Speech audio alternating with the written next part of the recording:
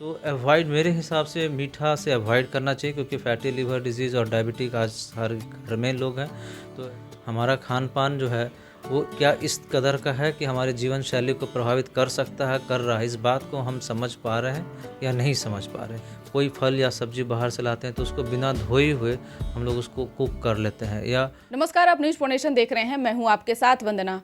अक्सर त्योहार के समय में लोगों के घरों में पकवान बनते हैं, खुशियां बांटी जाती है, लेकिन क्या जो पकवान बनते हैं हम खाते हैं उससे हमें कितना नुकसान होता है, हमारे शरीर पर क्या प्रभाव पड़ता है।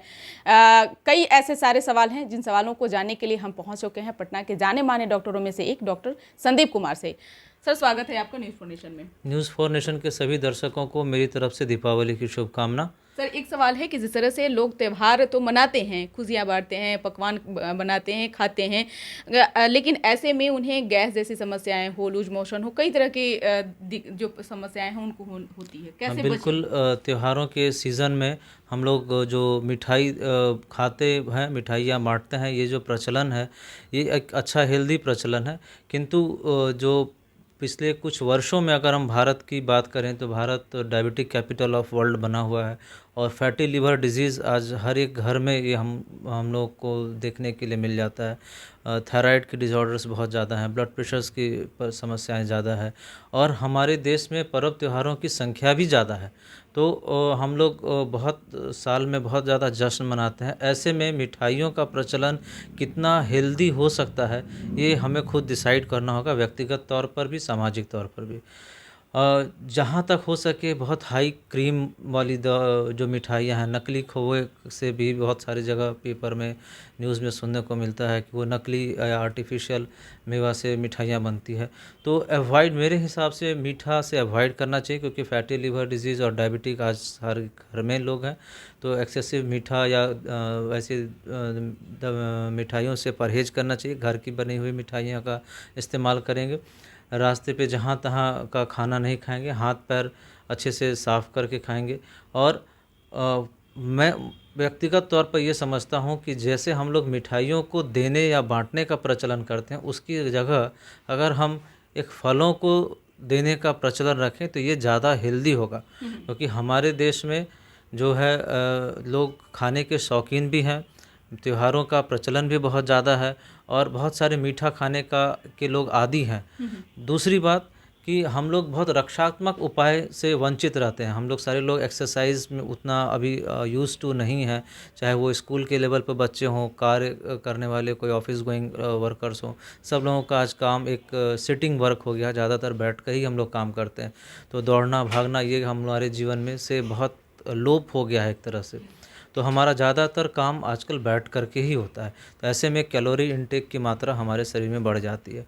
तो अगर हम मेटाबॉलिक डिजीज़ की बात करें तो जितनी भी मिठाइयों का हम सेवन करेंगे, इसमें हमारे सारे मेटाबॉलिक डिजीज़ फ्लेयर करते हैं, बढ़ जाते हैं। इसमें diabetes, thyroid, in fact blood pressure, सारा एक दूसरे, कोलेस्ट्रॉल, ये सारी समस्या हमारी बढ़ेगी।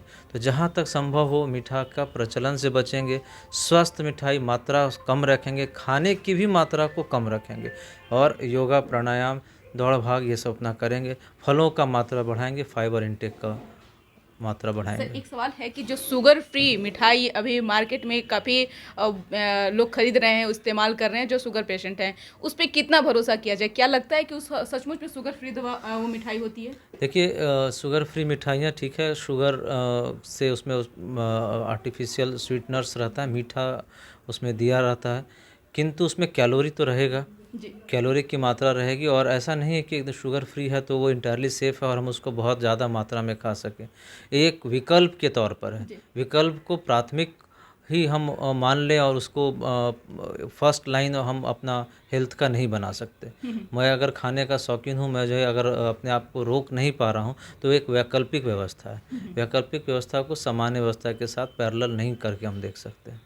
एक सवाल यह भी है कि अगर जो लोग बीपी के पेशेंट हों, शुगर के पेशेंट हों, गैस के पेशेंट हों या अन्य बीमारियों से जो उनको समस्याएं हों, उन लोगों को कैसे परहेज करना चाहिए? क्या कुछ परहेज ये करें? सबसे बड़ा परहेज़ तो हमारे अपने मन का परहेज़ होगा।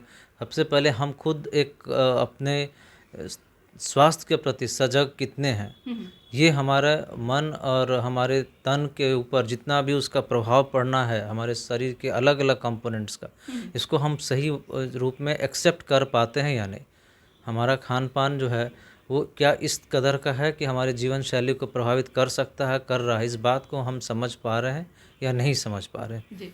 अगर हम नहीं समझ पा रहे हैं तो ये एक अज्ञानता है, और समझ के भी नहीं कर पा रहे तो एक तरह से ये आत्मघाती कदम है ये। तो इसलिए हमें इस दोनों के बीच में एक सामंजस्य बनाना होगा।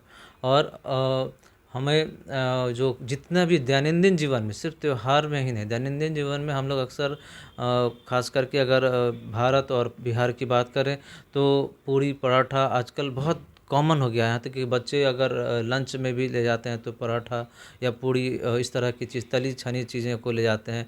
डे टू डे लाइफ में जंक फूडों का सेवन बढ़ गया है। पहले के दिनों में इस तरह की जो मिठाइयाँ सिर्फ त्योहारों में होती थी, आम दिनों में लोग एकदम सादा भोजन ही खाते थे। या कई बार भारत जैसा एक तरह से डिप्राइव्ड ही कंट्री हुआ करता था, इसलिए उस तरह की समस्याएं उतनी नहीं थी।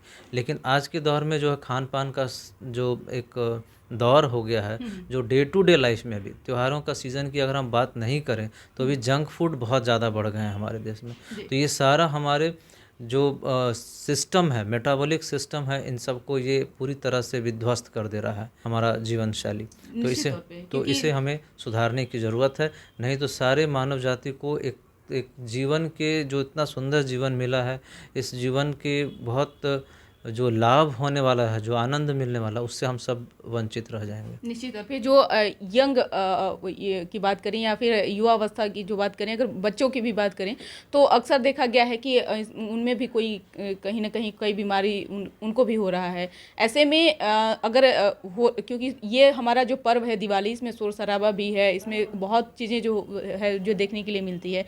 तो ऐसे में कैसे अपने आप को बचाव करें, कैसे अपने आप को देखिए, परहेज भारत करें? दो तरफा एक तरह से अगर बीमारियों का दौर कहें तो भारत में दो तरफा बीमारी का एक जोर है।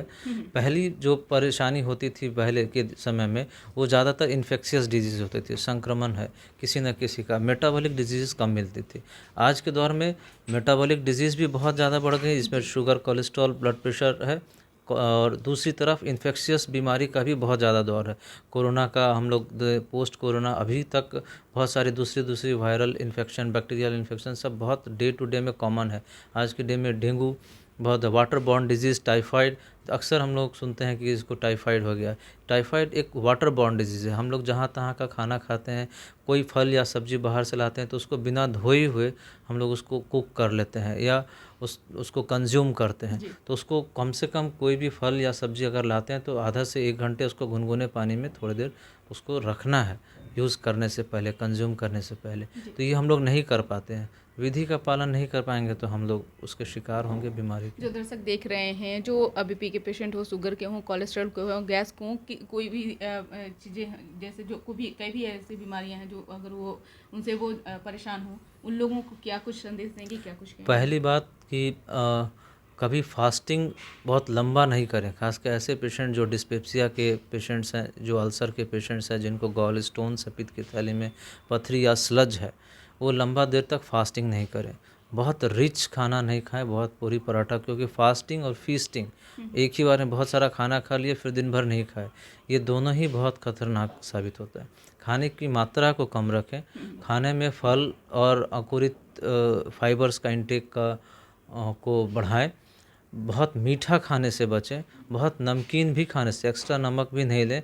कुछ लोग जिनको जो एक पर्टिकुलर मेडिसिन लेते हैं, उनको या किसी खास समय में जब नमक की कमी हो जाती है तो हम लोग कहते हैं एक्स्ट्रा सॉल्ट लेने के लिए। अदरवाइज़ एक जनरल जो रूल है वो यही है कि खाने में मात्रा नमक की कम रखें।